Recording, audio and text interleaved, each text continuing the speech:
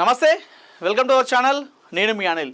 మరికొన్ని గంటల్లో తమిళనాడు అదేవిధంగా కేరళ అసెంబ్లీ ఎన్నికల రిజల్ట్ అనేది మొదలు కాబోతున్నాయి మరికొన్ని గంటల్లోనే. అయితే ఈ నేపథ్యంలో టీవీకే పార్టీ అధ్యక్షుడు సినీ హీరో విజయ్ అలర్ట్ కావడం జరిగింది. ఆయన పార్టీ పెట్టినప్పుడు కావచ్చు, అదేవిధంగా అభ్యర్థులను ఎంచుకునే విషయంలో కూడా ఆయన అంత టెన్షన్ పడలేదు. కానీ సో రేపు రిజల్ట్ అనగా ఈరోజు సాయంత్రం నుండి విజయ్కి, టీవీకే పార్టీ అధ్యక్షుడు విజయ్కి ఒక టెన్షన్ పట్టుకుంది. ప్రస్తుతం ఆయన ఒక అలర్ట్ని అయితే చేపించుకుంటున్నాడు ఓవరాల్గా అక్కడ తమిళనాడు. ఇంత ఏమైంది, ఎందుకు అంత టెన్షన్ పడుతున్నాడు, ఎందుకు అలర్ట్ అయ్యాడో మనం ఇప్పుడు మాట్లాడుకుందాం. అయితే మొన్న ఎన్నికలు అయిపోయిన తర్వాత ఎగ్జిట్ పోల్స్ వచ్చినాయి. అన్ని ఎగ్జిట్ పోల్స్ చూసుకుంటే టీవీకే పార్టీ 3వ ప్లేస్లో ఉంటుందని చెప్పేసి అన్ని ఎగ్జిట్ పోల్స్ చెప్పడం జరిగింది. కానీ యాక్సిస్ ఇండియా అనేది ఒక ఎగ్జిట్ పోల్, దాన్ని చాలామంది విశ్వసిస్తారు, చాలామంది నమ్ముతారు. ఎందుకంటే వారు చెప్పినది 100% ఇప్పటి వరకు నిజాలు జరిగింది కాబట్టి. సో యాక్సిస్ ఇండియా ఎగ్జిట్ పోల్స్ని చాలామంది నమ్ముతారు. అయితే అన్ని exit polls Vijay TVK party 3వ స్థానానికే పరిమితం అవుతుందని చెప్పేసి చెప్పినప్పటికీ యాక్సిస్ ఇండియా మాత్రం తమిళనాడులో ప్రభుత్వాన్ని ఏర్పాటు చేసేది విజయ్ టీవీకే పార్టీ అని చెప్పేసి చెప్పడంతో ఒక్కసారిగా అందరూ షాక్ గురి కావడం జరిగింది. అదేంటి, యాక్సిస్ ఇండియా అనేది ఒక పెద్ద ఎగ్జిట్ పోల్ సంస్థ, దాన్ని చాలామంది ప్రజలు నమ్ముతారు, విశ్వసిస్తారు. ఎన్ని ఎగ్జిట్ పోల్స్ ఉన్నప్పటికీ కూడా, ఎన్ని చెప్పినప్పటికీ కూడా, కానీ యాక్సిస్ ఇండియా నుండి వచ్చేటువంటి ఏదైతే సర్వే ఉంటుందో దానికి ఎక్కువ ప్రజలు నమ్ముతారు. సో వాళ్ళు ఇచ్చేదే పర్ఫెక్ట్ ఉంటుందిరా, వాళ్ళు ఇచ్చేదే కరెక్ట్ ఉంటుందని చెప్పేసి చాలామంది దాన్నే చూస్తారు. అయితే కేవలం ఆ యాక్సిస్ ఇండియా మాత్రమే తమిళనాడులో విజయ్ అక్కడ అధికారాన్ని చేపట్టబోతున్నాడు అని చెప్పేసి చెప్పడం జరిగింది. సరే, ఇవన్నీ పక్కన పెడితే ఇప్పుడు మరి ఎందుకు విజయ్ అలర్ట్ అయ్యిండు, ఎందుకు టెన్షన్ పడుతున్నాడు అంటే, మనకు తెలుసు ఈ రిజల్ట్ వచ్చే ముందు ముఖ్యంగా తమిళనాడులో ఇట్లాంటివి ఎక్కువ జరుగుతూ ఉంటాయి. మన దగ్గర చెప్పుకుంటే కాస్త తక్కువ, అంటే ఉమ్మడి తెలుగు రాష్ట్రాల్లో ఇలాంటివి చాలా తక్కువ. కానీ మన పక్క రాష్ట్రమైనటువంటి తమిళనాడులో ఇట్లాంటి రాజకీయ సమీకరణాలు సెకండ్ మారుతూ ఉంటాయి. చాలాసార్లు అలా జరిగింది కూడా. ఎందుకంటే ఈరోజు ముఖ్యమంత్రిగా ప్రమాణ స్వీకారం చేసిన వాళ్ళు రేపు ఇంకొకరు చేస్తారు. ఇట్లా గతంలో చాలా జరిగింది తమిళనాడులో, ఇట్లాంటి చాలా చూస్తాం మనం రిజల్ట్ అప్పుడు. అయితే సేమ్ అలాంటి సిచ్యువేషన్ కనిపిస్తూ ఉంది. అయితే రేపు ఎన్నికల ఫలితాలు వస్తున్న వేళ తమ అభ్యర్థులు ఎవరైతే విజయ్ తమిళనాడులో తమ అభ్యర్థులు నిలబెట్టిండు కదా, ఆ అభ్యర్థులందరినీ కూడా రీసార్ట్కు తరలిస్తున్నాడు. తమ అభ్యర్థులు ఎవరు నమ్మించి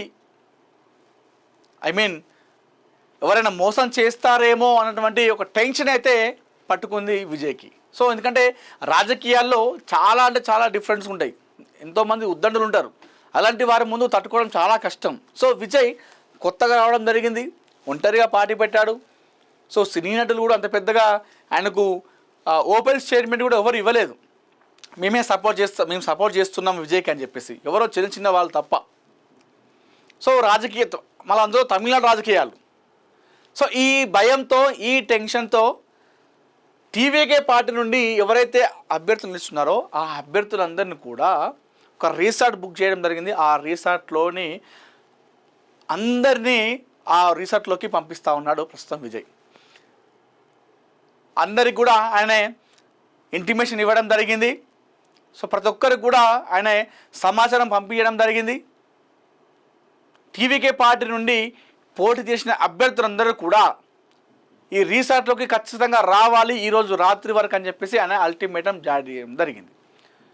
సో ఎందుకంటే రేపు రిజల్ట్ వస్తున్నటువంటి నేపథ్యంలో నెక్ టు నెక్ ఫైట్ ఉండేటువంటి అవకాశం ఉంది.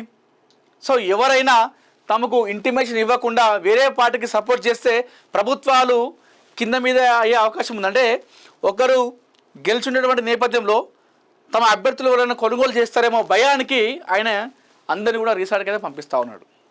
సో రిసార్ట్ పాలిటిక్స్ స్టార్ట్ అయిపోయినాయి తమిళనాడులో. సో అది కూడా విజయ్తోనే. ఎందుకంటే తను రాజకీయంగా ఎక్కువ తెలియదు కాబట్టి, రాజకీయ సమీకరణాలు ఎలా మారుతాయి అనే విషయం కూడా తనకు ఎక్కువ తెలియదు కాబట్టి, సో ఆయన ముందుగానే ఇలాంటి ఇబ్బందులు ఉండొద్దు అనేటువంటి నేపథ్యంలో తమ అభ్యర్థులందరూ కూడా రీసార్ట్లోకి పిలిపించుకుంటున్నా ఉన్నాడు. అంటే అర్థం చేసుకోండి, రేపు వచ్చేటువంటి ఫలితాలు ఏ విధంగా ఉండబోతున్నాయనే దానికి ఇది ఒక సంకేతం అని చెప్పుకోవాలి. సో రేపు ఒకవేళ